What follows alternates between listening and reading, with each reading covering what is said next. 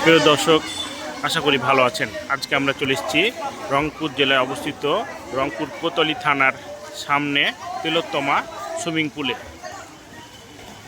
দেখতে পাচ্ছেন সুইমিং পুলটি মোটামুটি মাঝারি সাইজের। এখানে ছোট বড় সকলেই সাঁতার কাটার জন্য আসে, শেখার জন্য আসে। তো আপনি আপনার বাচ্চাকে সাঁতার শেখাতে চাইলে এখানে নিয়ে আসতে পারবেন। এখানে টিকিটের মূল্য 100 টাকা।